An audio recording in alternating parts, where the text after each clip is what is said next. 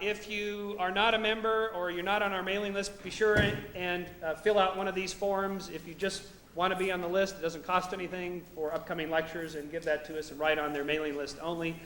Better still, since we're primarily supported by memberships and subscriptions to our magazine, you can join for $35, and that gets you the membership to the Skeptics, the magazine, and so on.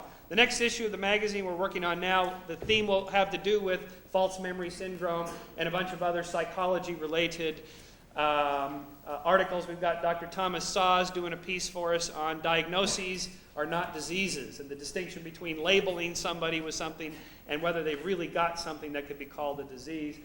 And we've got a whole bunch of articles related to that general subject. Finally, I just wanted to bring up a couple of other things here.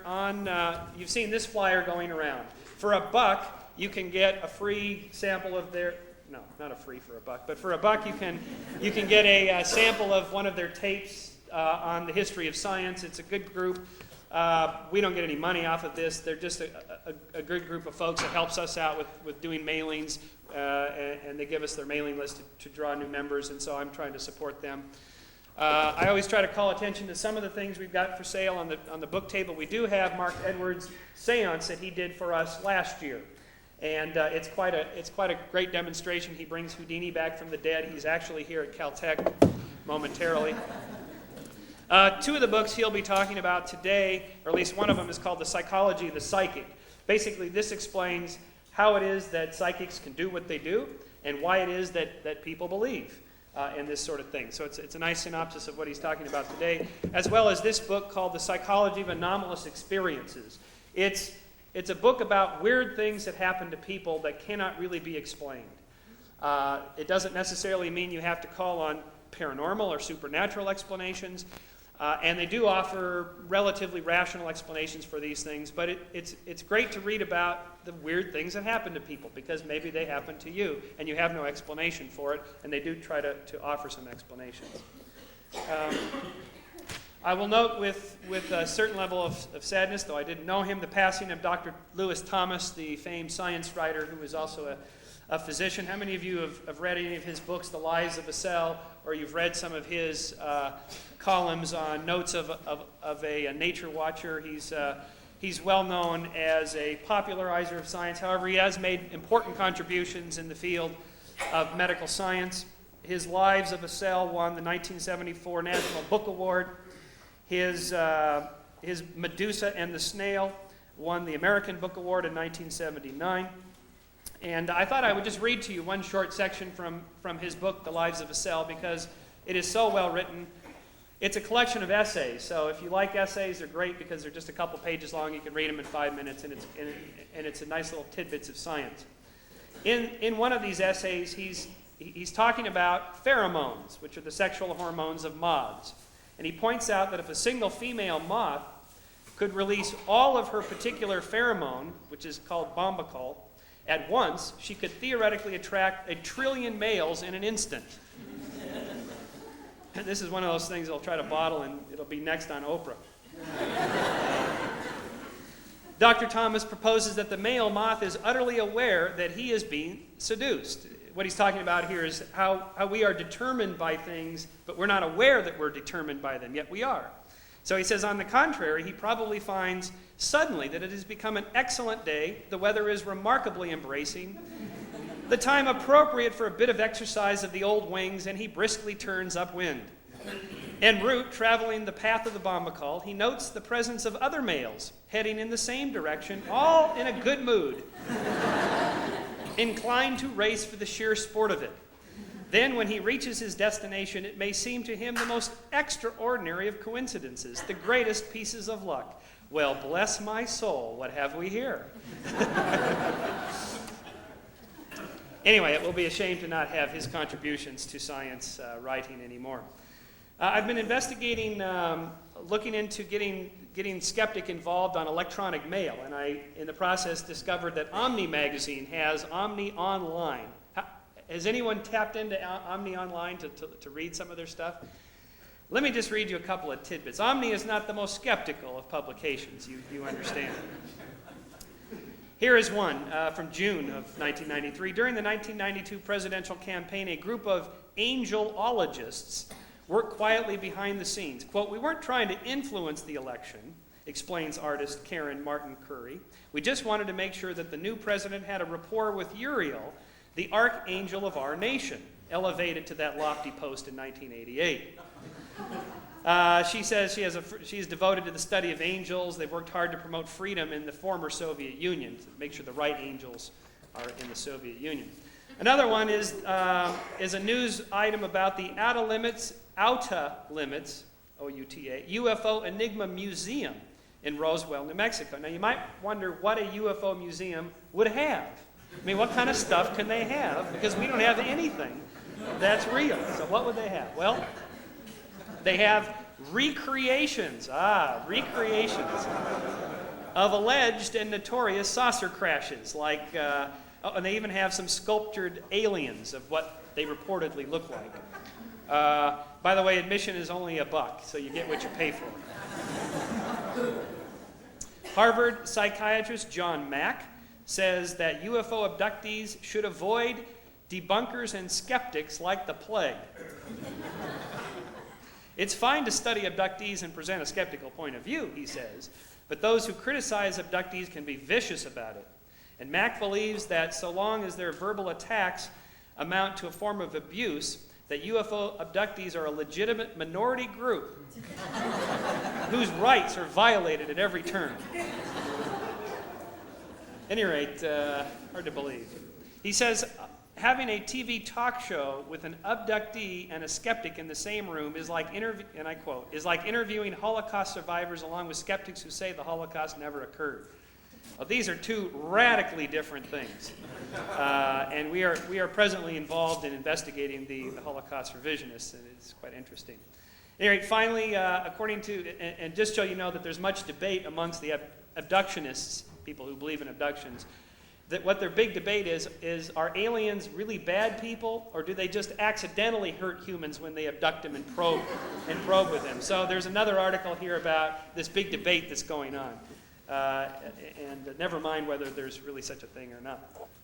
Anyway, speaking of psychic phenomenon, our speaker today will be presenting, well, what I try to do here with the lecture series is mix some good hard science and scientific controversies with some of the more fun and entertaining topics like psychic phenomena. So 2 weeks ago we had Dr. Jared Diamond speaking on human evolution and so on. And today I thought we'd do something fun for the Christmas holidays here with having a show on psychic phenomena. Mark Edward is a full-time professional mentalist who also specializes in spirit magic. He is associate resident medium at the Magic Castle's Houdini Seance Room, and you will recall he did the seance with Houdini here for us last time. He's also an animal trainer with an interest in the lore of psychic animals. Bet you didn't know there was such a thing. And he owns the world's only known performing levitating dog, which I'm trying to get him to bring here. Mark has kindly brought some of his magic books, basically how to do magic and the kind of stuff that he does. These are just $5 a piece. Actually, I think most of them are already gone, but there's a few left there on the table. And so with that, please help me welcome Mark Edward, psychic and mentalist. Thanks a lot. Thank you. Well, it's nice to be back. How many people were here last year for the seance that I did? Oh, good. Well, I will try this afternoon to meet those standards of last year. First off, I want to say I am a skeptic, okay? What I do is I come from a skeptical background. But the reason why I'm a skeptic is because I'm very interested in the possibility of these games that magicians play.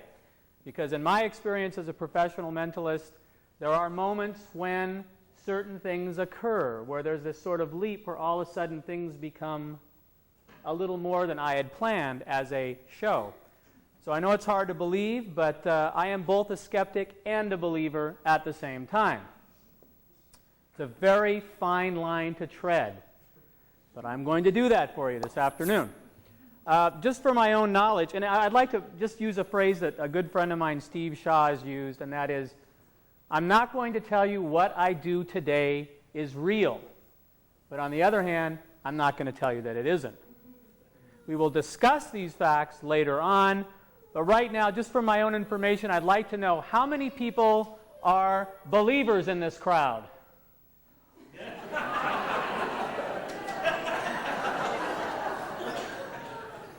Well, okay, that's all right. I would like to have the people who are the real die-hard skeptics who absolutely have no feeling whatsoever that anything paranormal has ever occurred, and I mean the real diehards, to go ahead and stand up right now. The diehards, come on. All right. Okay, good. All right, you, sir. Everybody else can sit down. What I'd like you to do, sir, your name is? Doug. Doug, if you'd come out here and say hello. This is Doug. He's a die-hard skeptic, right, sir? Uh-huh. So you consider yourself a non-believer? That's right. You don't believe in anything? Well. Yes. Okay, good. All right, what I'd like you to do, Doug, is step over here for just a moment. Now, I know you all noticed this pile of magazines, and in fact, I noticed people were helping themselves to the magazines earlier, probably wondering what's going on. And I'm going to ask you, Doug, how many words would you say are in that pile of magazines over there? Just give me a rough estimate. Tens of thousands. Tens of thousands. So what I'd like you to do, Doug, is go over there and have a look through the magazines and pick out one that looks interesting to you. And while you're doing that, I will continue. So, as I said, I'm going to try and work with your minds. So I hope some of you brought that with you. Otherwise, this is kind of a dull part of the afternoon.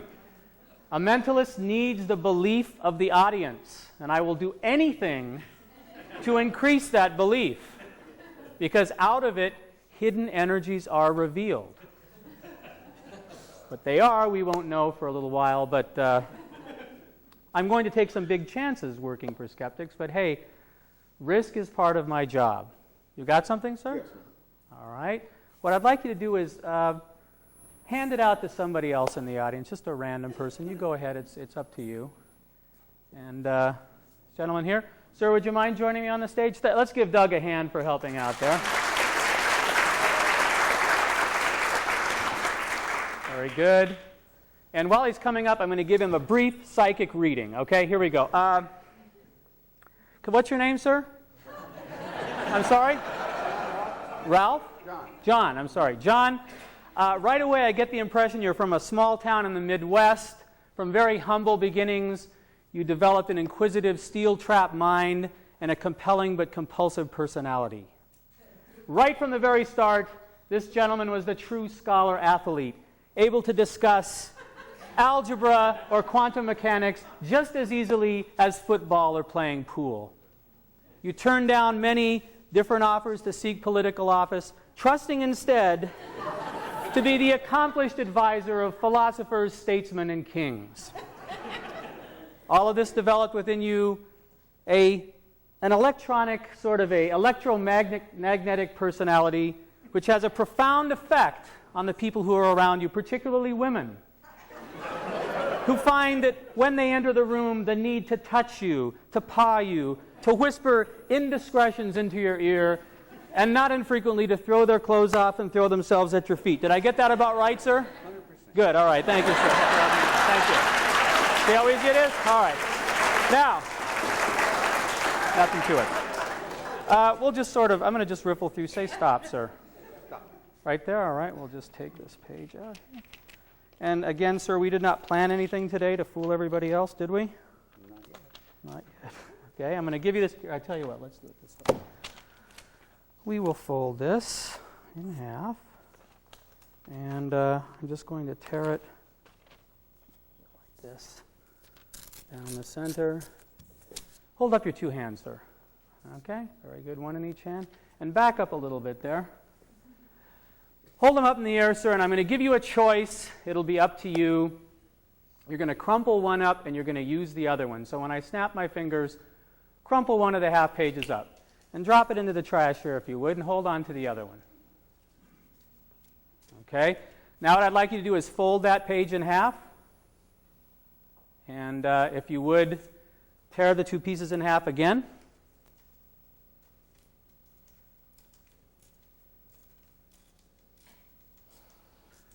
Good job. Now hold the two pieces in your hands. Which one are you going to throw away? Which one are you going to keep? It's up to you. You're going to keep that one? Crumple the other one up, drop it in the trash, if you would. One more time, take that last little piece you've got, fold it in half, and tear that in half, if you would.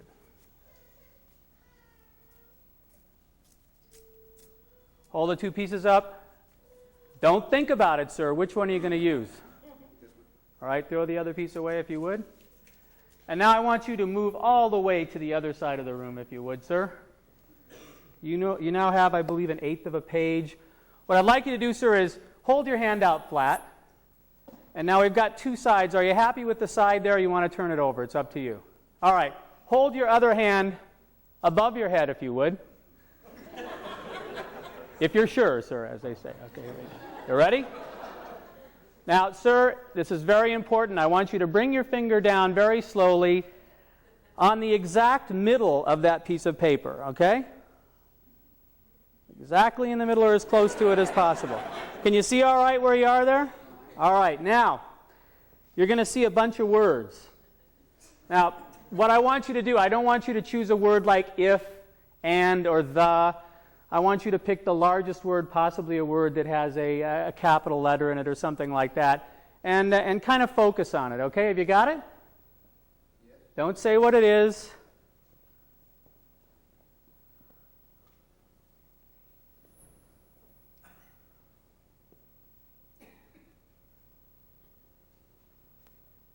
Does it start with a W, sir?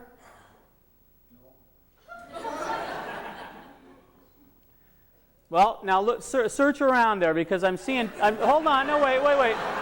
I want a big word. I see 2 L's, sir, a W and 2 L's. Do you see that? The word above, yes. Okay. Because I was getting... It was... Is there a G at the end, sir? What? A G. Yes. Now we're getting somewhere.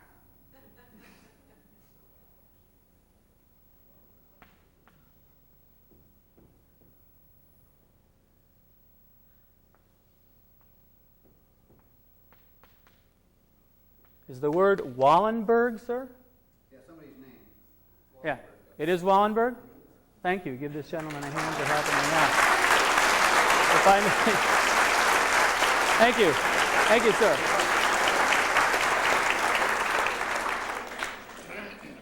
So, now, Mr. Shermer, about 2 weeks ago when I was going into a deep somnambulent trance in order to prepare for the show, I sent him a letter, and he has it, and if you'd hold it up and show everyone, it is sealed with sealing wax. And, Michael, you haven't opened it. You have no idea what's in there. You would go ahead and open it up right now? Telepathically read it last week, but I couldn't. Oh, well. Open it. Go ahead and unseal it if you would. And then I'd like you to step forward, if you would, as my witness. And take out the letter that's inside there. Okay, it's sealed. It is sealed. And would you go ahead and read out loud what I typed there, nice and loud. Okay. On November 22nd, 1993, I received an impression of a single word. I have sealed this prediction in an envelope and mailed it to Michael Shermer, that'd be me, where it will remain in his safekeeping unopened until the afternoon of December 5th, 1993. That's today. On December 5th, 1993, I will attempt to prove that this sealed prediction is correct by having a random spectator from the audience at Caltech's Baxter Hall select, then read aloud a word that will be chosen by several steps she will be solely responsible for. I predict the word will be... Wallenberg. Yes, there it is. this junkie, Wallenberg. There is the... Thanks. Thanks a lot. You keep that. Thanks. Okay. All right. So, now I'm getting an impression. I want to try something else with a member of the audience. I get a lot of impressions. Matter of fact, I am getting the impression someone is thinking about money. I'm going to try and work with something. How about this gentleman here? Would you mind helping out? So just stand up. You don't have to leave your seat. I'm only going to use your mind. And your name is, sir? Jim. Jim. Now, Jim, we have never met. You have no idea who I am or what's going to happen? Good. Jim, do you consider yourself a skeptic? Definitely. Oh. Okay. So you don't have any belief in lucky charms or anything like that? No. Well, that takes care of that idea. Because I'm getting the impression, Jim, that you have something that you carry with you even though you don't believe in good luck. I don't know, maybe not. Well, let me just try. Do you carry a pocket comb, sir? Yes. You do? Okay. Did you take the comb out of your pocket at any time between when you left the house and when you came in here today? Would you mind taking the comb out and handing it to this lady with the glasses right down here in front? Because I'm getting an impression, as strange as it may seem, that comb is missing 2 teeth. Am I right, ma'am? Yes. Would you hand that back to him? Thank you, ladies and gentlemen. Thank you. All right. I am only an unworthy instrument of these unseen powers. I want you to know this. All right, let's try something with some other audience members. Could I get a few people out of the audience? I'll just sort of reach around and choose them. Now they're all looking over here and over there. And how about you, sir? Would you mind joining me? Your name is? Alan. Alan. I had a feeling I was going to meet a man named Alan. If you would stand right over here, sir, if you would. And how about, let's see, how about this lady here? Would you mind? Your name is? Joyce. Joyce, how are you? Stand right next to Alan there. Okay, actually, let's do it this way. Make it nice, staged nicely. If you'd stand, I want Alan first, if that's okay, right here. And then I need one more person. How about, let's see. They're all looking up at the ceiling. I don't see anything up there, but that's all right. How about you, sir? Come on up and help out if you would. And your name is? Miklos. Miklos. How are you? So, these are the 3 subjects we're going to work with. Just relax. This is very easy to do. And I want you to tell everyone, we did not plan anything. You have no idea what's about to occur. I didn't send you $1,000 in the mail and say or do anything in particular. Correct? Correct. They look pretty skeptical to me. How about you? All right, I need one more person to help me out with this little bit of work. Would you mind helping me out? And your name is? Gail. Gail, how are you? If you would come over here, Gail. Have a seat. Now, I'm going to attempt what are called laboratory conditions. I said attempt. All right.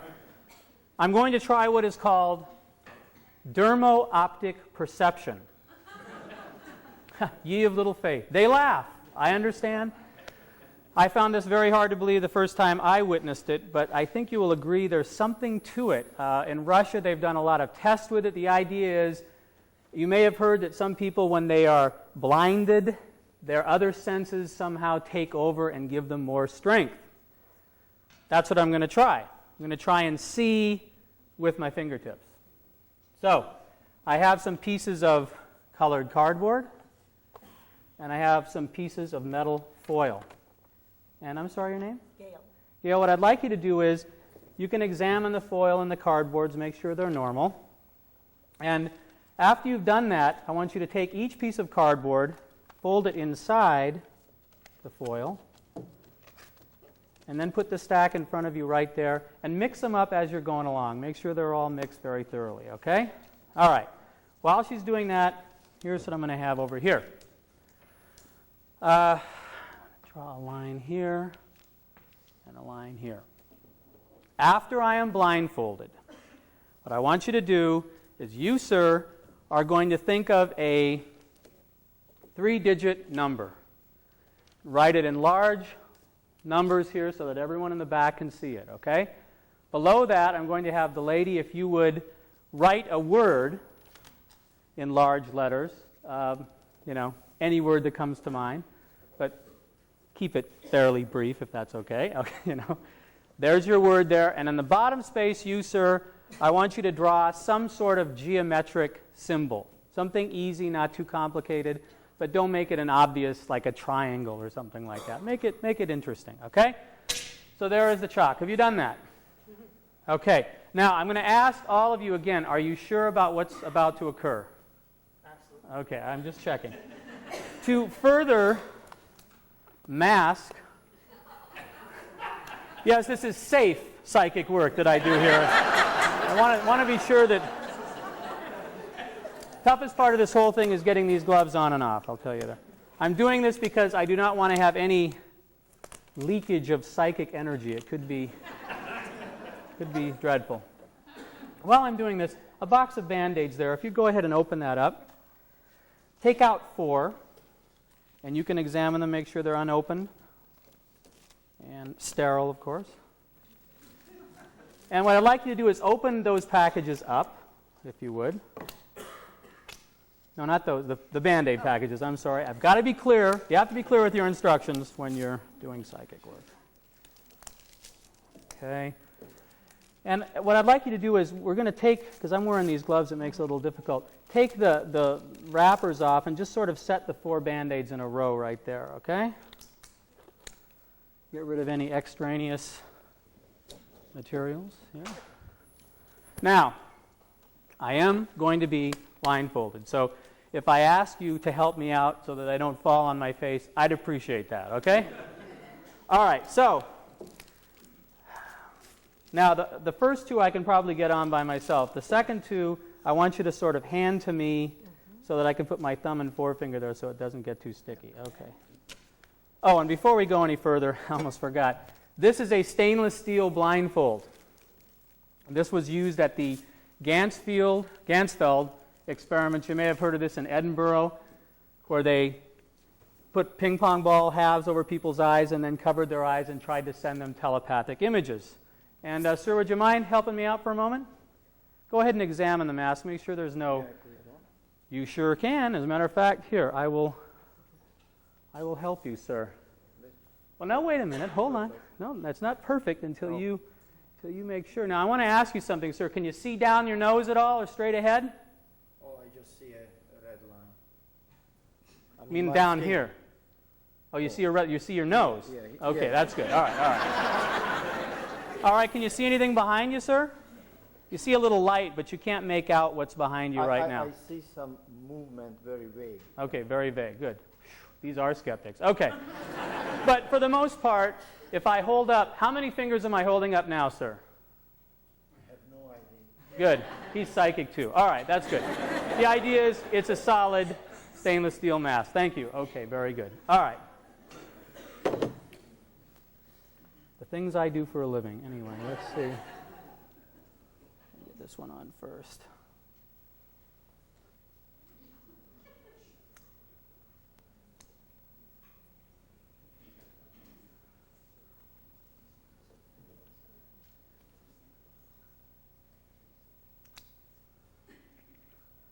All right, now you got to help me. Hand me the one with my thumb in. Thumb in the center? Yeah, there we go.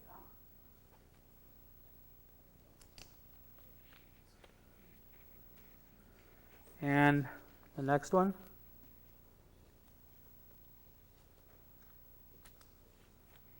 And now, if you would, the mask. All right.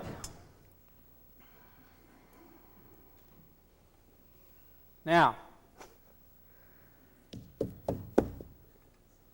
I'm going to turn with my back to the blackboard. Are you ready, folks over here? Do you have a piece of chalk? Yes. The gentleman first. What I'd like you to do, sir, is go ahead and write the 3-digit number, if you would. In fact, I'm going to stand back here. Okay. And below that, the lady, if she would go ahead and write the word.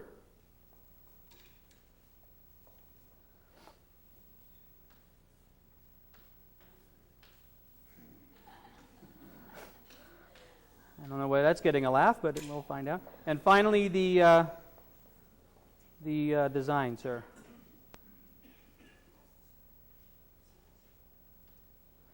Okay. Now, if getting some laughs already. I don't know what's happening, but you've done everything, right? You're all finished. Okay. Now, if you would just back back up a little bit. Actually, let's do it a little differently. What I want you to do is erase everything there, okay? Go ahead and erase everything. And make sure it's thoroughly erased so that there can be no question. And now, if someone would help me, the gentleman who is closest to the bulletin board there, sir. Where are you? Are you here? Yes. Give me your hand. Wait, hold still, sir. You got a lint ball there. Hold on, let me get rid of that. May I have the chalk, please? The chalk. Okay, here we go.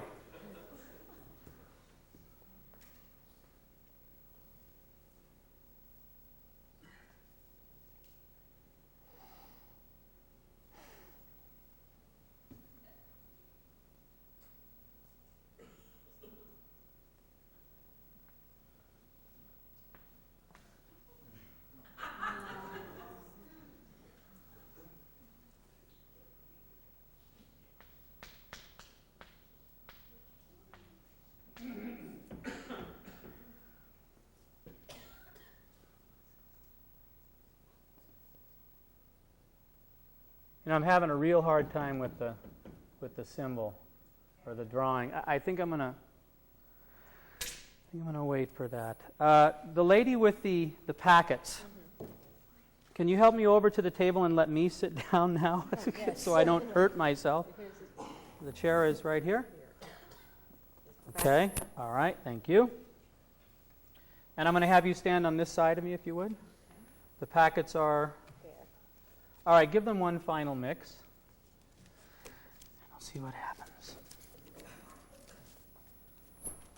All right, hand one to me one at a time, and I will attempt to discern what we have.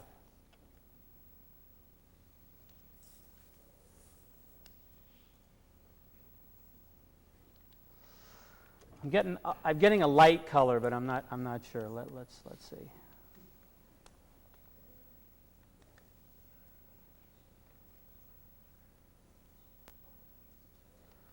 Ah, boy. I think this might be orange. Would you go ahead and open it up and show everybody, see if I got it right?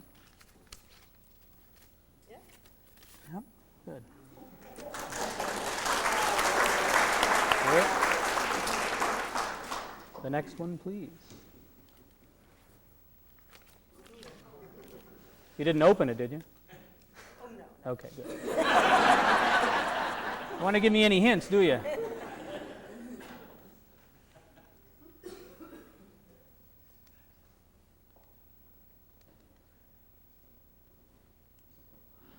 Not getting very much this time.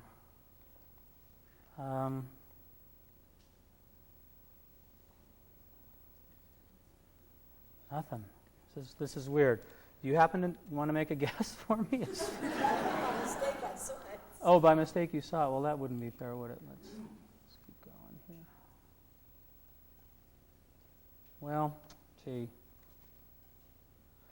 I'm going to say blue. Let's see what happens. I'm getting a dark color. Go ahead and open it up and see if I got it right. I don't guarantee 100% on this, folks. It's blue? Okay, thank you. And my job is not an exact science, in case you do these things solely for your entertainment, without regard for bookings later. I'm not getting very much. Now, did you look at this one too, or okay, you didn't?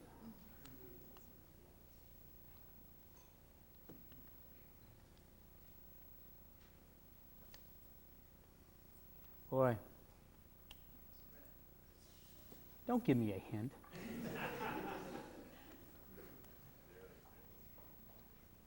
I'm not getting anything. What do we have? We have red. We use red and blue. Gee, no, was it orange and blue, right? Orange and blue. Not a memory expert.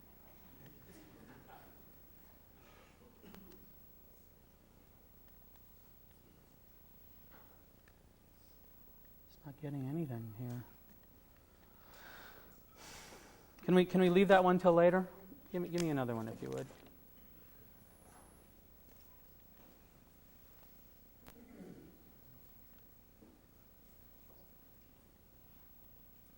This one seems like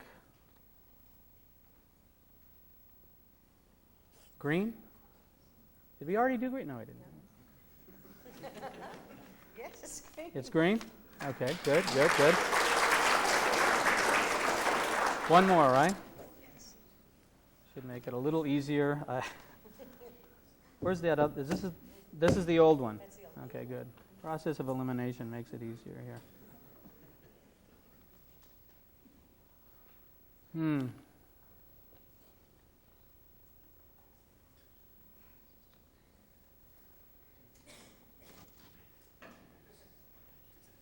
Yellow. It's yellow. It's yellow. So that means this one has to be red, right?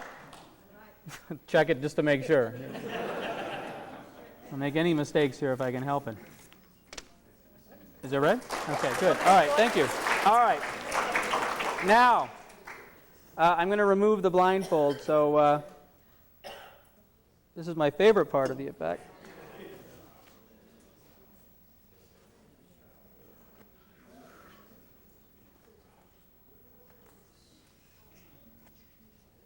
Okay, hello. And let's give the people here a round of applause for helping out. And you can have your seat. Thank you. All right. Wow. Leave all this stuff here for now. Okay. Well, I didn't get that last thing, though. So let's... People in the audience, do me a favor. Now, you know what he drew, right? Focus on it for me, all right? Because I'm going to try and get it from all of you. It makes it a little...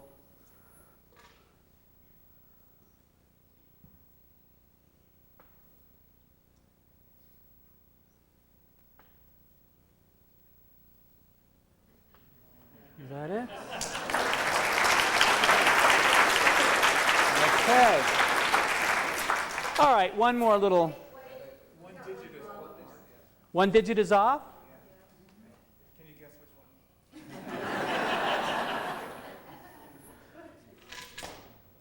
How's that?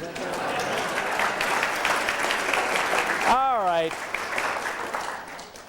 Well, folks, I have one more that I'm going to try with, I'm sorry, I forgot your name? Opal. Opal did plan something with me, okay?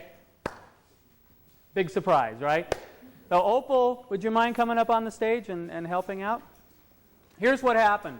She was one of the first ones here, so what I did is I asked her to take this sketch pad and take it out into the hall, and I asked her to draw a geometric shape, sort of like that one, but I gave her a free choice. Now, Opal, I want you to make sure that everyone is convinced you had an entirely free choice, right? I didn't take a pack of cards and say, pick one, and this will be the symbol. You just made it up from your mind, right?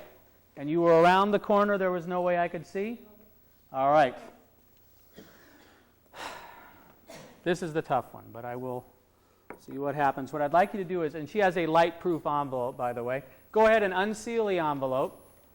You can just rip it. It's okay. I spend more money on manila envelopes than any two people. Okay, have you got that? And she folded it up in a nice little packet. Hold it between your two hands, if you would.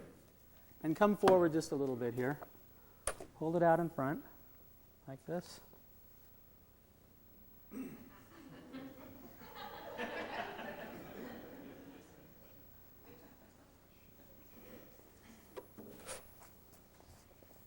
And Opal, we didn't plan anything, did we? Yes, we did. We planned this. But she had a free choice. The idea is,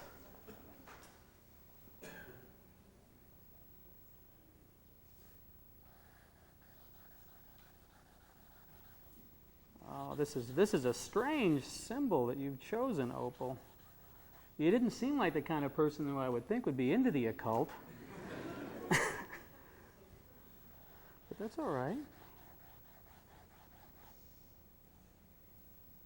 What month were you born?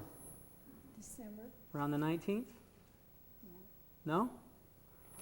Thanks for working with me on that, Opal. It's okay. She has a free choice, very free mind. She's been very helpful. All right, what we're going to do now is I want you to stand over here if you would. And we don't want the audience to see this yet, so we'll just flip it over. And what I'd like you to do is go ahead and unfold your piece of paper, but don't show it to the audience yet, all right? We'll keep it right here. Just unfold it and hold the design towards yourself so that I still can't see it. And what we're going to do is count to 3, and when I count to 3, turn it around. Not yet. 1, 2, 3. Go ahead. Okay. Thank you for helping me out. Thanks a lot. You want to keep that? Keep that for a souvenir. All right. So now, the explanations, right? Yes, you had a question. I don't know. I knew she was going to draw that. You did. You did. Thank you for validating my life. I appreciate that. You see? Who cares if it's 1 out of 200? That's all right. I mean, let's face it, folks. None of us really believe that these things can happen. Otherwise, you wouldn't be there. I mean, you don't really believe that psychics can control things and that, matter moves by itself. It's ridiculous.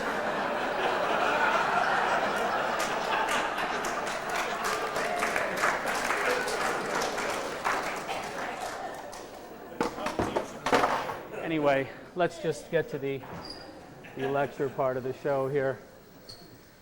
All right. So as I said, I am a skeptic, and I'm proud of it.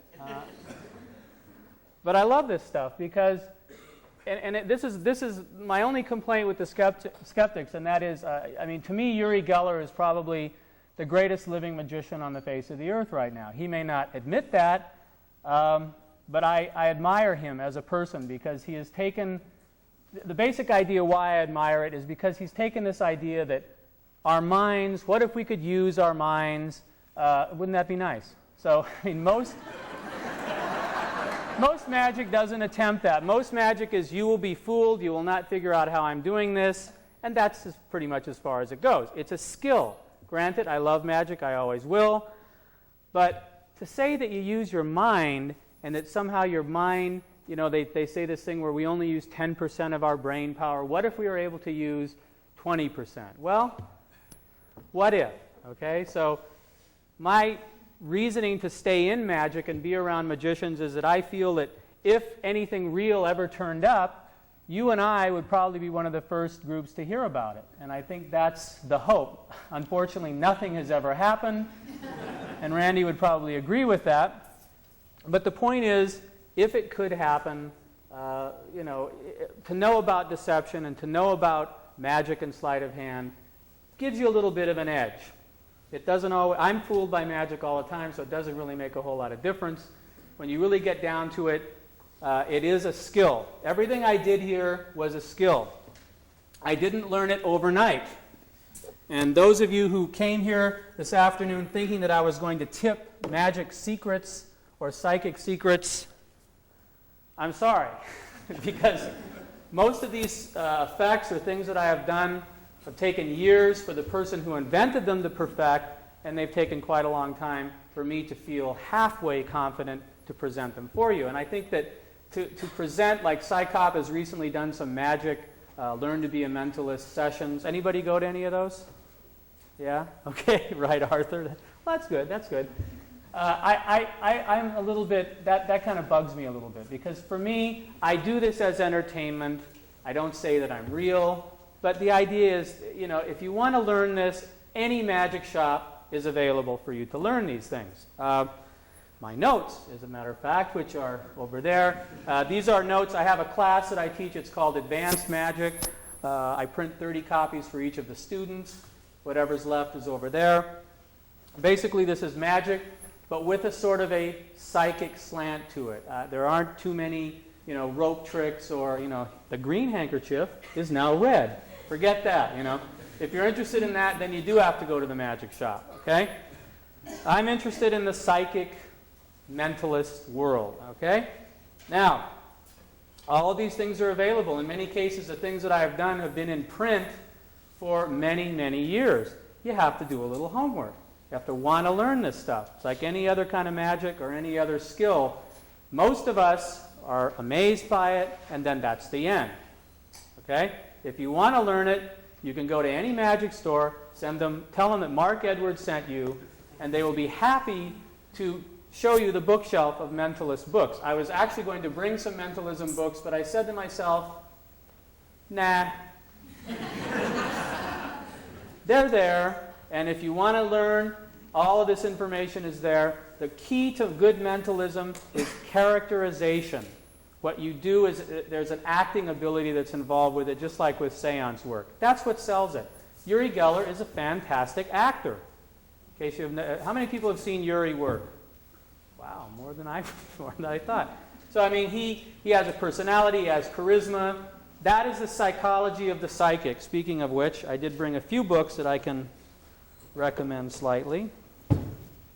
Now, these are not trick books, okay? These are not tricks per se. They are psychology, because so much of what I did here, the method is nothing. It's the psychology and the build-up. See, that's why mentalism and psychic things tend to work. When other magic, people see it and they say, oh, it was a trick. Because it works on a mind level, or you hope it does. People say, gee, I've heard of that dermo-optic perception. I've heard that blind people can feel and touch and taste things to a greater degree than a blind person or a person who can see. How many people have heard that rumor? Okay? See, we've all heard it. I don't think there's any scientific proof about it, but the beauty of the concept is that you can take a little bit of information that people may have heard about and you blow it up into something that makes you like a Superman. How many people have seen the movie Hanussen? Wow. You want to see the depths and the heights of what a psychic performer can do, I highly recommend Klaus Maria Brandauer as Hanussen. It is a fantastic movie. It will show you what can happen, because it's Nightmare Alley, meaning that if you get a little too full of yourself, then strange things start to happen. So for me, being a skeptic is part of that kind of leveling off. I like to work for you guys. As a matter of fact, I would rather work for skeptics at any time instead of magicians. Why? Because you're thinking. Okay? And that's the important thing. So, a few books that I brought. These are not trick books. The first one is Psychology of the Psychic. I read this is a paperback. This is pretty old. I think it's probably 12 years old. I read this about 6 or 7 years ago, and it has helped me tremendously to understand how to go about, I wouldn't say fooling the public, let's say entertaining the public in a way that gets them to think. It has chapters on Kreskin. It has a chapter on Uri Geller, the methods that are employed. And one of the beautiful things about mentalism, I'll give you a secret, why I like it. Magic, you have to be 100% right. If I take a green handkerchief and I put it in this side, it better come out red the other side. If it doesn't come out red, the audience kind of says, ah. But if you're a psychic or you're a mentalist and you're a little bit off, it adds to the believability. Now, for me, that's beautiful, because that means I can screw up and it doesn't matter. And if you ever saw Uri Geller, the famous, that was on the Randy special, it was on Nova, where he was in front of Johnny Carson, and Johnny Carson had checked all the props before they went on, and for a funny reason, Uri couldn't make it happen. So to me, it was interesting, because I would have at least had some way out, but he just said, I can't do it, and that was it. So it has a built-in failure mechanism, which I think is just wonderful. I mean, in fact, when you fail, people believe you even more, which is really amazing to me. I've had things happen in the seance room where something has not worked right, and the people want to believe so much that they will make an excuse for me, which is really a frightening concept. Yes? Did you purposely initially write 319 instead of 318? Well, I leave you to figure that out yourself. I think if we reconstruct what I just said, you'll probably figure out what's going on. That's a very important word. I just came back from a meeting of people who do weird magic. It was called the Weird Weekend, and it was people who professionally do this kind of thing day in and day out. And that's sort of what we were talking about, is the idea that failure is built into it. And as I was saying, people want to believe. They want to believe, and if they see that you're failing, they're so used to seeing magic tricks that they will say, it's okay, that happens to me all the time when I try and do that. When I'm blindfolded with Band-Aids like that, sometimes I don't get it exactly right. So they go out of their way to provide an excuse. And I think that's something to watch for. Another thing that does in the psychology of the psychic is it makes the performer more believable. I mean, if I come out and I say, everything is exactly right, and, then you're going to say, gee, it's a trick. Everything went perfect. But if it's a little bit off, then people kind of say, well, gee, if it was a trick and he was a magician, why didn't it all work? So these are the things you watch for. When I see a psychic or a performer, I consider myself a professional psychic. Okay? And I'm not going to lie to you. I do that. And when I do it, what I do is real. Because I don't do tricks. I actually tell people things, and I tell them enough things that, generally speaking, something turns out to be right. I'm not kidding you. If you'd like to listen to what I do, I am on K-Big. I am one of the K-Big psychics, and I am proud of it. I'm on Saturday night, 6 to midnight. And as far as I'm a skeptic, I will tell you that I have had more hits on the radio than I've ever had in my entire life. I can't explain it, but I get calls all day long, people saying, how do you do it? And I have to say, I don't know. To me, a lot of times, being psychic means paying attention. That's all it is. I have a little quote from a book that I wanted to read. This is a book called A Sequel to the Art of Cold Reading. Cold reading is a technique that's used by psychics, and it's like, I don't want to give away too much, but the point is, cold reading is the ability to tell people things about themselves, and then later they can't believe that you told them. So just to paraphrase, this is a book, it's been around for many, many years. I'll read just a few short things. After all, anyone who seeks the services of a reader expects to pay for these services whether or not they are pleased with the reading. This means, for the most part, that the seeker to knowledge is pre-sold. You have already won half the battle. Through advertising, reputation, or your claims, the client is gullible enough to expect you will be able to tell him what they want to know. It is their willingness to believe that makes your job possible. Okay? Now, there's been a lot of controversy about this, and I'm a member of the Psychic Entertainers Association. They feel that you should always be an ethical performer. Well, you know what? Ethics, I am sorry. I am a performer. It's like if I was to go into, say you went to a French restaurant, a really fancy French restaurant, and right before they served the meal, the chef came out and said it came out of a can. Would you be happy? I don't think so. So what I try and do is I serve a nice gourmet meal, and I let the audience decide. Now, that's where we get into the ethical question, because with the educational system such that it is today, there is a lot of gullibility. But who am I to try and educate the world? That's the way I feel. I don't want you to think that I don't take advantage of people, because I'm not doing this thing where I'm getting a little old lady and I'm saying, if you bring your money and wrap it up in a sock, and then I do the gypsy switch. No. This is somebody who's paying me to come into their environment and entertain them. Okay? I'll take questions in a second. I am entertaining them. That is what they pay me for. I make that very clear in the beginning. And when I've talked to Yuri, he's gotten in so much trouble.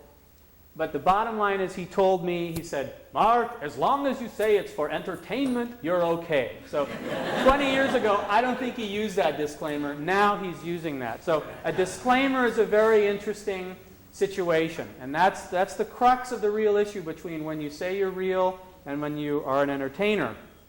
A disclaimer means that you say that, what I'm doing is totally done through totally natural means.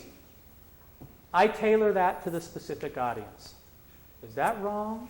I mean, if I have an audience and I have, say, 60% believers, am I going to tell them that what I'm doing is a trick? No, because you take away, people don't like it when you take away their belief system.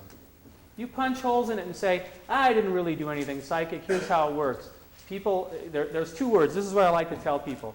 There's illusion and there's disillusion. Which do you prefer? Okay, so this is another good line. Most people with problems on their mind know the answer, but do not have the courage of their own convictions and wish to share the credit or blame for sound advice.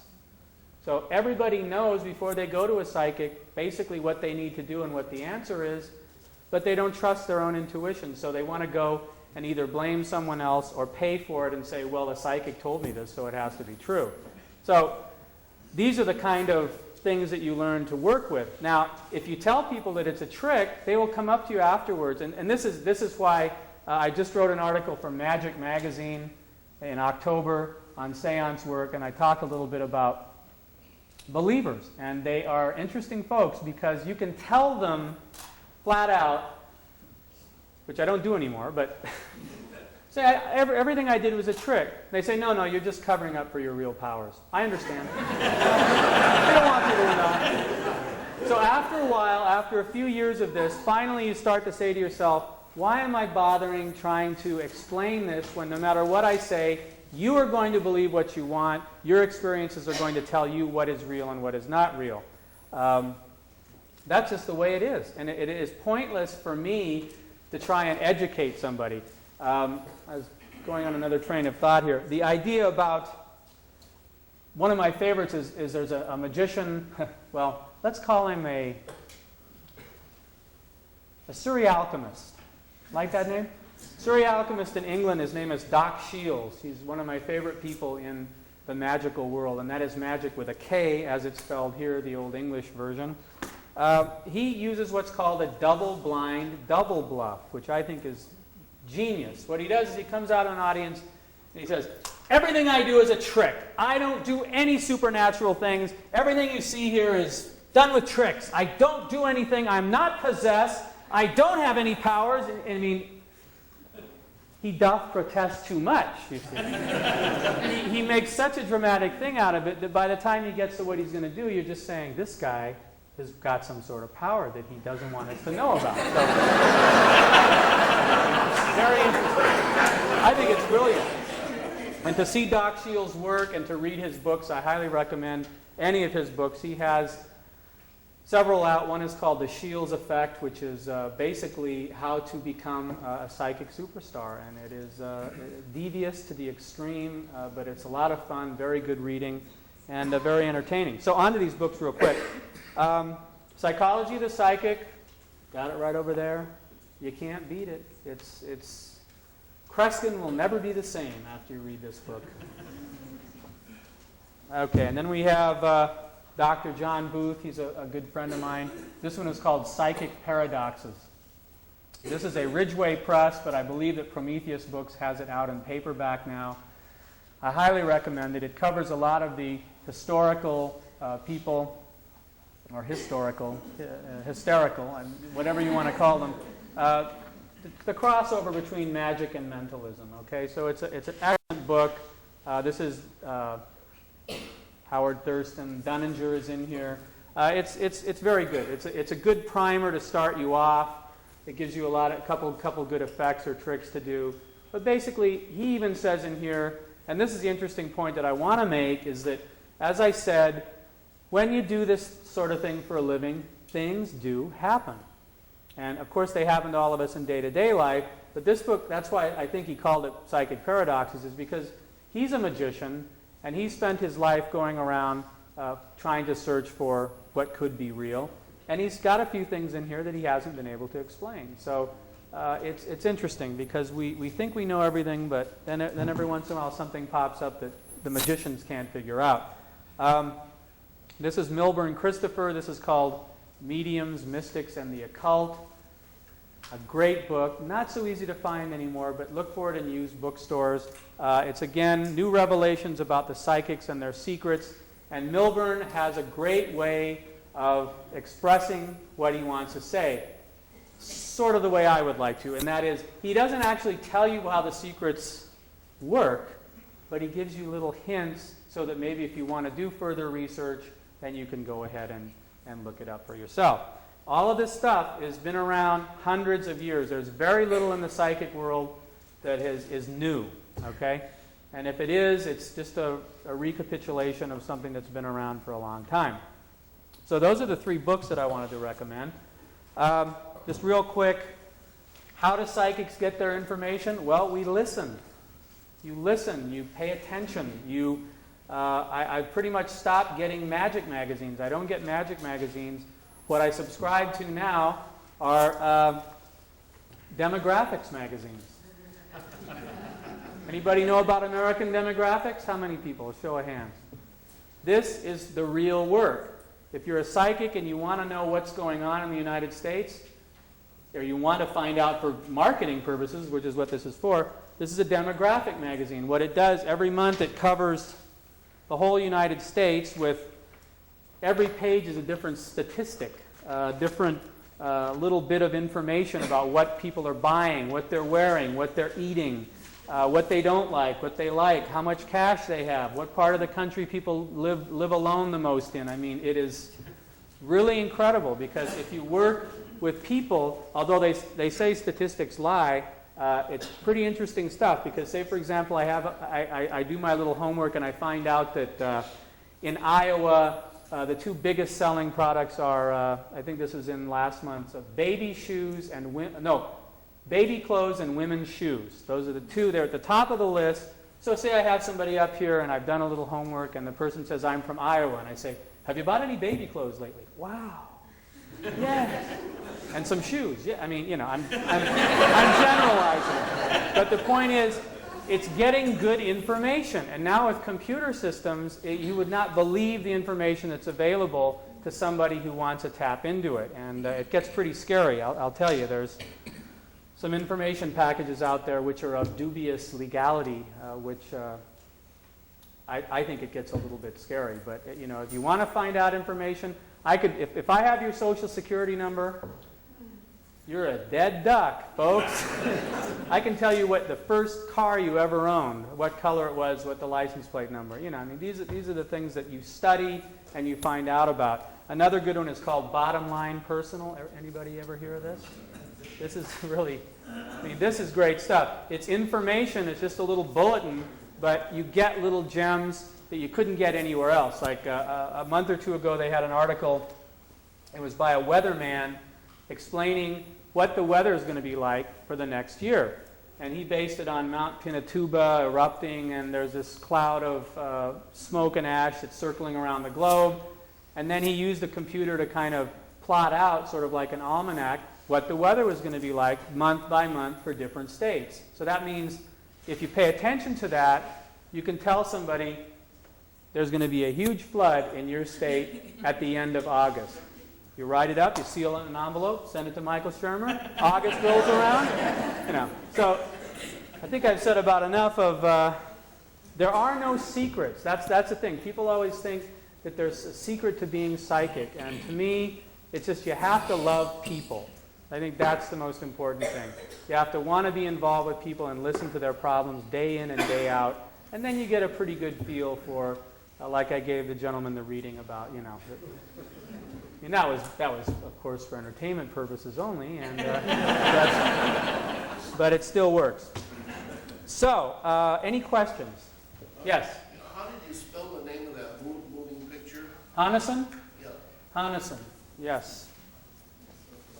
I hope I get it right. And it's German with English subtitles. Foreign film. If you like Klaus Maria Brandauer, it's really good. He's great. Anything else? Anybody else? Yes.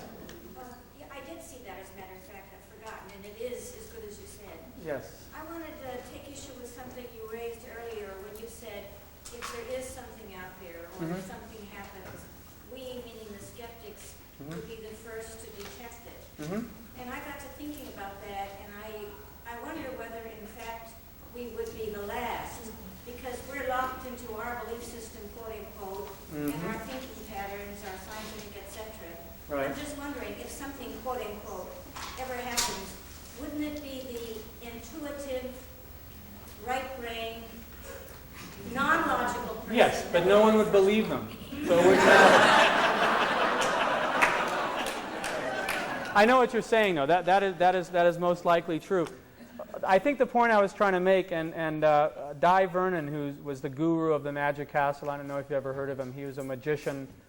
He recently died a few years ago. He was an incredible old gentleman, and he has a videotape out right now where he doesn't talk about tricks. He just talks about why he got into magic and the things that he likes.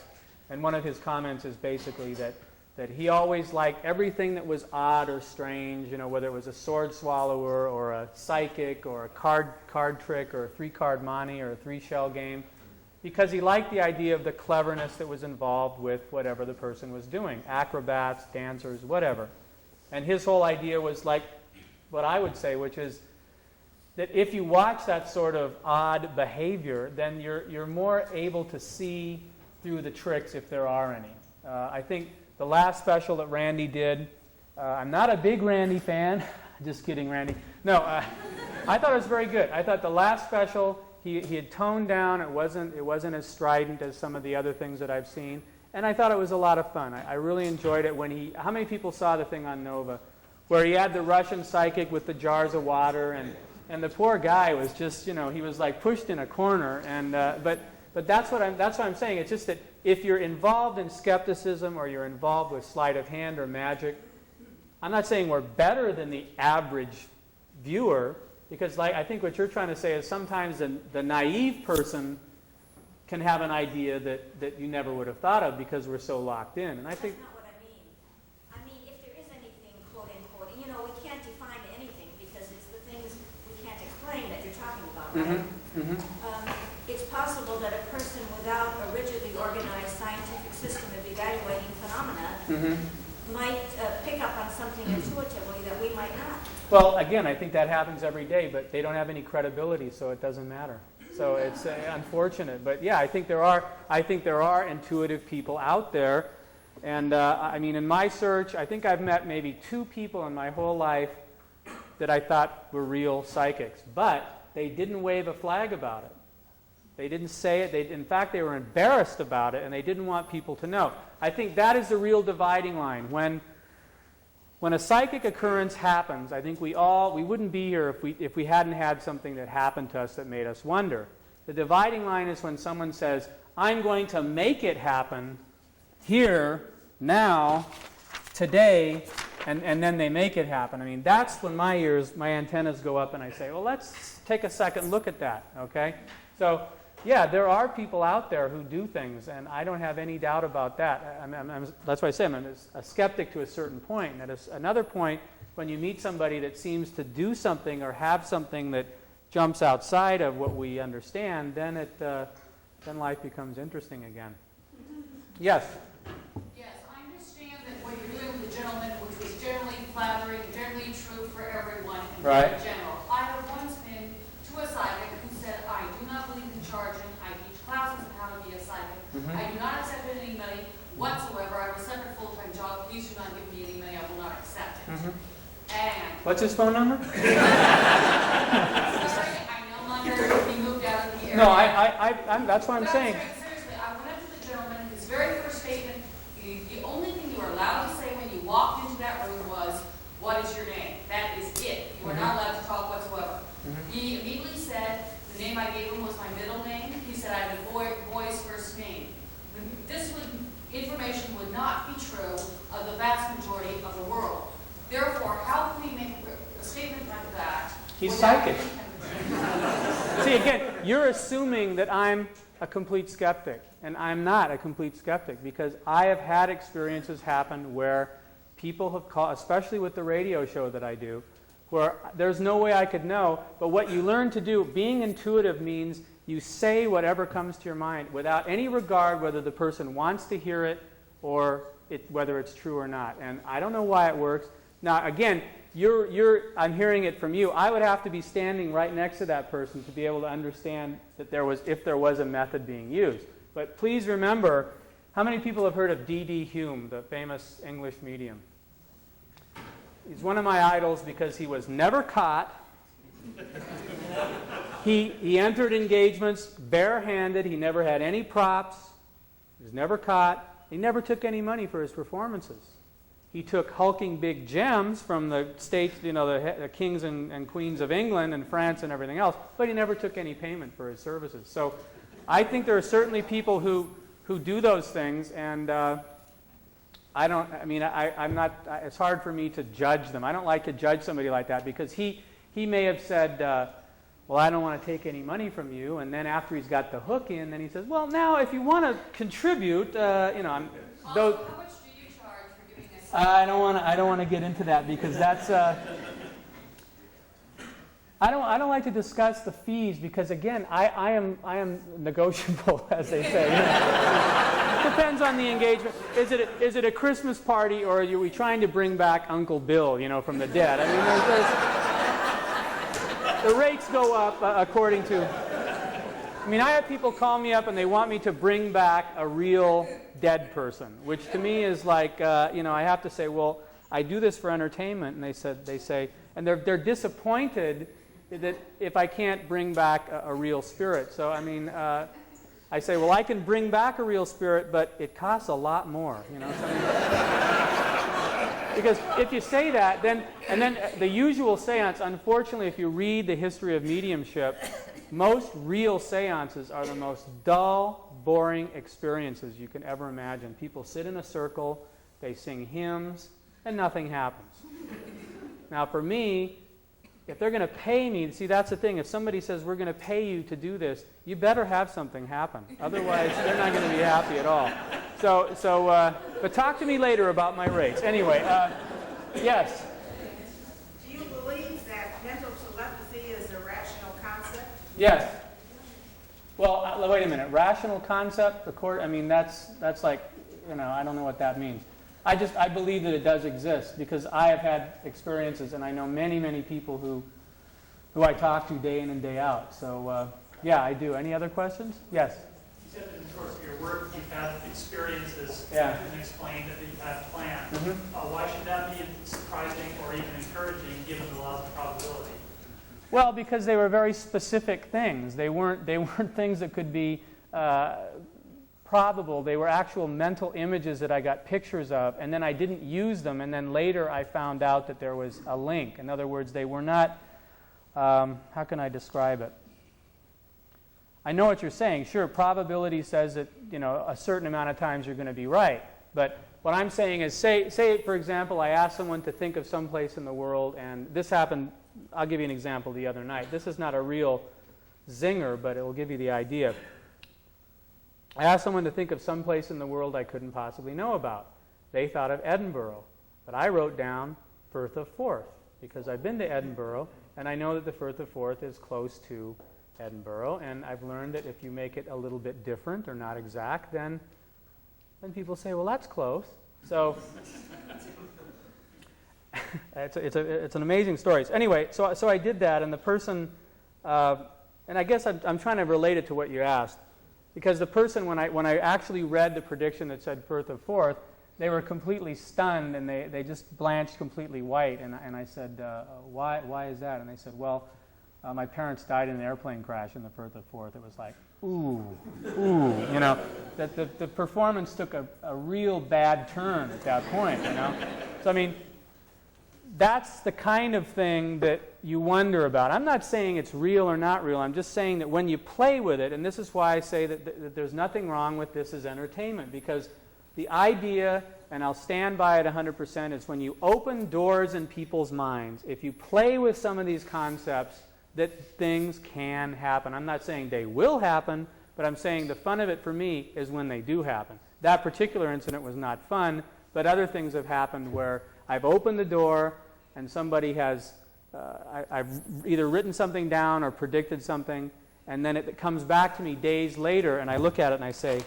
how did I do that? And I don't know how I do it. And then, probability, it's an interesting question. I don't know what to think, otherwise I wouldn't be, if I didn't think there was a big question here, I wouldn't be here. Yes?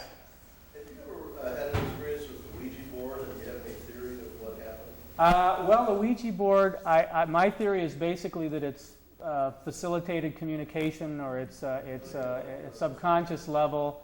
My only experience with it has been that most people who I've tried to introduce it into an environment with are terrified of it, and they don't want to be involved with it. It's the one thing short of the pentagram that just frosts people right away. They see it, and I think what it is it's a subconscious, it taps into the subconscious just like a pendulum or some of the other psychic techniques. They're not psychic, they're called idiomotor responses. And basically what it comes down to is there are things that are in your subconscious, and you know, it's like table tilting is the same thing. You know, you get a table and move around a room because people want it to happen. And the Ouija board is the same thing. It focuses everybody's dreams and their wishes, and sure enough, you get a message. But I've never had anything come through a Ouija board that was proved later to be correct, if that's your question.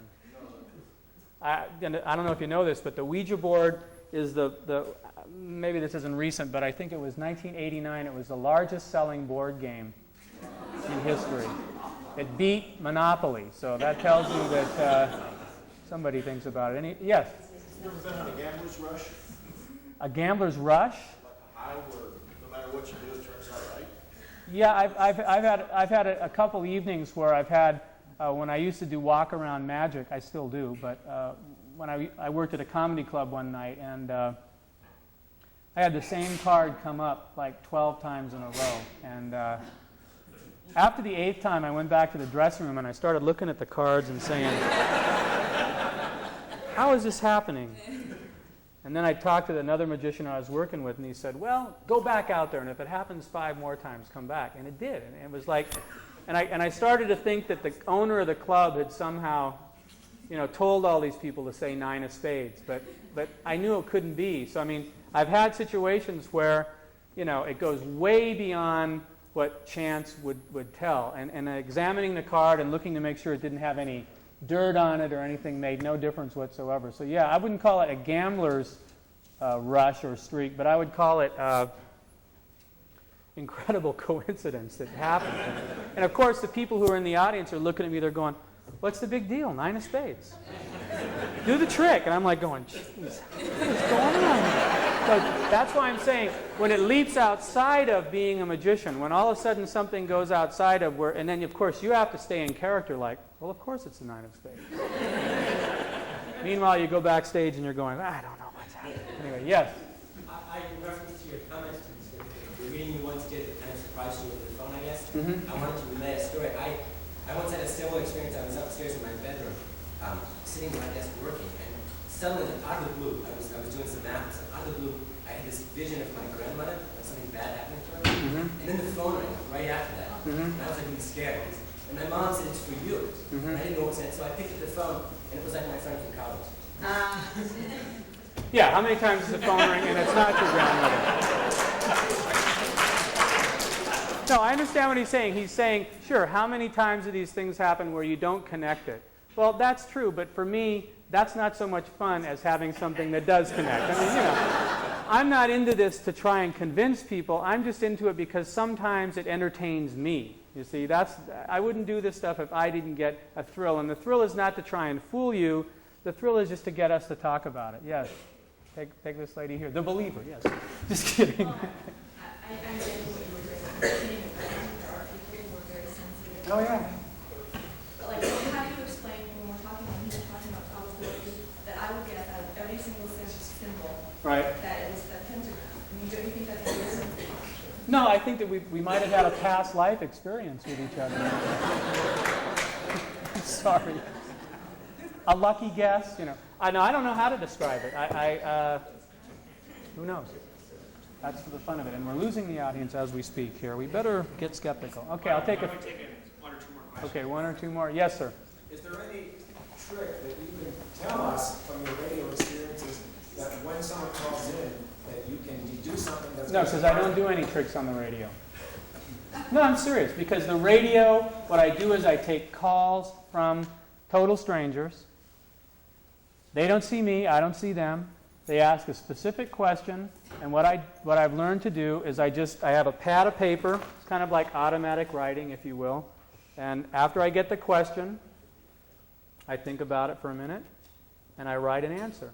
And then I try and get a mental picture of something, whatever it is. And then I write what the mental picture is.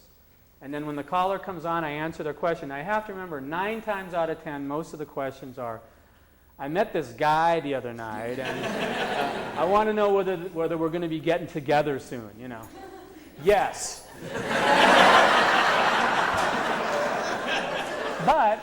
But what I do is, the reason why I'm involved with this radio thing is because then I play with it a little bit. Like, for example, last night I had a call, and the woman wanted to know about her job, and I wrote down birds and flowers. Okay? So I answered her question, and when I was done with that, I said, why am I getting the impression or the image of birds and flowers? And she said, well, the guy who just hired me for the job just sent me flowers today. So, I mean, zing, you know. People, all of a sudden the board lights up. You know, everyone's like, he's a god, call him quick. You know, so, I mean, on one hand I make fun of it. On the other hand, it's pretty hard to not enjoy that kind of work because there is no trick to it. I think the best way I can describe it is the thing that's really good that I like about it is it's taught me to let go. Because as a magician, everything has to be just in the right place. Everything has to be set, and it's very anal-oriented. I mean, you know, numbers got to be right, the colors, you know. But with the psychic thing on the radio, I can just go off the top of my head and still have people be caught by it. And I don't know how it works. To me, phrases like off the top of my head, out of the blue, gut level, those are where I am at. You know, there are things we say in the English language that we just say, oh, I got this gut level feeling, or I thought of it off the top of my head. If you can play with that, then I don't know. I mean, I don't know how to describe it. And again, it's like a situation where if you guys took me and put me in a laboratory and wired me all up and said, all right, do it, you know. It has to be playful. You have to be able to let go. And luckily, I have that outlet. See, if it was a situation where I had people, you know, saying, you know, psychic warfare, or saying, you know, what are the Russians doing? You know, I mean, it wouldn't work. But it's the idea that it's play. If you play with it, then the other people tend to play with you. In other words, she didn't have to say that her boss gave her flowers, but it sure made her sound good over the radio, didn't it? Do you ever tell people very negative things when they call in? Lately, I tell people, as I said, exactly what I feel without any regard whether it's good or bad. Because I've listened to the other psychics that I work with for the most part, and I've found that it's always good news. And I think that's fine, but I try and tell people just what I feel. How do they react if they get bad news? Well, I don't give them bad news. In other words, I don't say, you're going to die in 5 days, so you better get your act together. No. What I try and do is I try and make it constructive. They ask me a question. If I feel that there's something bad going on, I will say, yes, this is going to happen, but if you do this, then it won't happen, you see. See, that's the difference. I don't like to just tell somebody that they're doomed. I like to say, you're doomed, but maybe if you do this, then you'll be able to get out of it. So I learned a long time ago that if you just tell everybody good things, then it's not real. You have to tell people what you feel. I think part of being psychic, just to cover the last question, I think we are all psychic. I hate to tell you folks, but you are psychic. And all it means is being able to trust and believe in what you feel. There's no trick to that. And the people who have made it in the psychic world, number one, they don't generally come from an entertainment background. See, I come from a magic background. So I'm an entertainer first and a psychic second. The dangerous psychics are the people who believe, and this is my opinion, are the ones that really believe that they're doing you a service by telling you you're going to die in a week. And they're out there because I deal with them all the time. Those are the ones that you need to go after. The people who are doing harmless tricks like this or bending spoons or keys, who cares, really? I mean, it's like if somebody could bend a spoon or a key, does that really change a person's life? I don't think so. But a psychic that tells somebody that they're doomed, that they're going to die, and believes in it, I think that's part of what Hanason is about. That's part of, if you ever see the movie Nightmare Alley, anybody see Nightmare Alley? It's another good one, you know. Nightmare Alley is this idea that the most dangerous psychic is one that believes in himself. Because once you start to believe in it, and I'm walking that line right now, okay? Because I like to believe that what I say is real, because then the audience will believe it. So it's a tough area, and that's why I love it. It's not easy. Yes? In the movie, Leap of Faith. I haven't seen it, no, but I know that's a good one. But Yeah. you know the basic. Right, right. But you were speaking of the ethical connection. Mm-hmm. When it goes into another area of belief, Mm-hmm. and this is similar, reading the audience, knowing Right. how to work the audience. What is your opinion on that? On I'm not sure I using understand the skills question. and techniques and Well, I don't think the skills and techniques that I use are any different than the televangelists or the people who do that sort of thing, because it's all based on getting information. If I draw the line, what I say is, if I help somebody, which I do, and I can tell you that, okay, I help the people who I talk to, for the most part, I help them in some way. I don't have a degree on the wall. I'm not a psychotherapist or a psychiatrist, but I help them as best I can. But in the movie, he says, I'm giving them what they want. That is true. That is why when Primetime did this thing about 900 psychics, they made a big deal about saying, you're selling people hope. I mean, I'm sorry, but I think that there are a lot of other organized situations that sell people hope too. And I don't have a problem with that. In fact, if you can sell somebody hope and make them feel better about their life, and I have had many, many of my clients call me back and say that I changed their whole life. So, I mean, that starts to get you thinking after a while about the ethical side of it. So to answer your question, I think what it comes down to is when you've got a hook in somebody and then you abuse that. In other words, helping somebody once is one thing, and I'll end up real quick. What I try and do is if I give somebody a reading, see the difference to me between psychiatry and psychic work is a psychologist or a psychiatrist will say, well, you've done very good today, I'll see you next week. It's good, and that's great, but what I try and do is I try and say, here's what I feel, here's what I see that you can do to improve this in your life. Goodbye. You don't need to ever talk to me again. So, I mean, I don't go for the hook. The problem is most psychics go for the hook. And they not only go to get the hook in, they send you horoscopes and books and photographs. And so that's where I draw the line. I just try and cut down to the chase, tell people what I feel, and then I say goodbye, because I don't like to get that involved with most of these people, to be quite honest. Yes?